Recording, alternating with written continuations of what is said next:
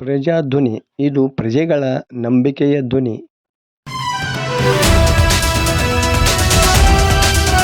ಚಿರತೆಯ ಹೆಜ್ಜೆ ಗುರುತುಗಳು ಪತ್ತೆ, ರೈತರಲ್ಲಿ ಆತಂಕ.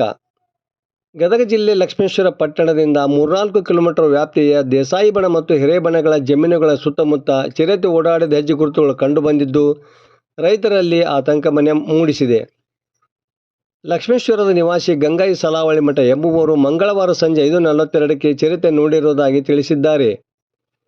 ವಿಷಯ ತಿಳಿಯುತ್ತಲೇ ಅರಣ್ಯ ಇಲಾಖೆಯ ಉಪವಲಯ ಅರಣ್ಯಾಧಿಕಾರಿ ಎಸ್.ಎಲ್. ವಿಭೂತಿ ಮತ್ತು ಗಸ್ತು ಅರಣ್ಯಾಧಿಕಾರಿ ಮಂಜುನಾಥ್ ಚವ್ಹಾಣ್ ಅವರು ಬುಧವಾರ ಸಂಜೆ ರೈತರೊಂದಿಗೆ ಸ್ಥಳಕ್ಕೆ ಭೇಟಿ ನೀಡಿ ಪರಿಶೀಲಿಸಿದಾಗ ಅವರಿಗೆ ಚಿರತೆಯ ಓಡಾಡಿದ ಹೆಜ್ಜೆ ಗುರುತುಗಳು ಕಂಡು ಬಂದವು.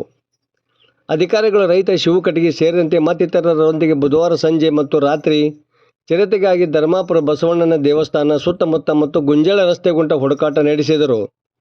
ಈ ಸಂದರ್ಭದಲ್ಲಿ ಉಪವಲಯ ಅರಣ್ಯಾಧಿಕಾರಿ ಎಸ್.ಎಲ್. ವಿಭೂತಿ ಮಾತನಾಡಿ, ಚಿರತೆ ತಿರುಗಾಡಿದ ಗುರುತುಗಳು ಕಂಡು ಬಂದಿದ್ದು ಹಾನಗಲ್ ಕಡೆಯಿಂದ ಚಿರತೆ ಬಂದಿರುವ ಲಕ್ಷಣಗಳು ಕಂಡು ಬಂದಿವೆ.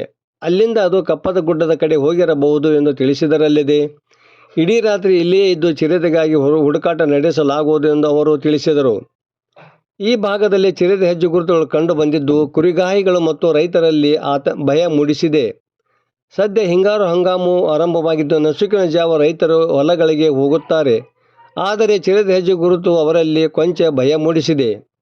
ವರದಿ ನಾಗರಾಜ್ ಹಣಗಿ, ಪ್ರಜಾಧ್ವನಿ, ಲಕ್ಷ್ಮೇಶ್ವರ.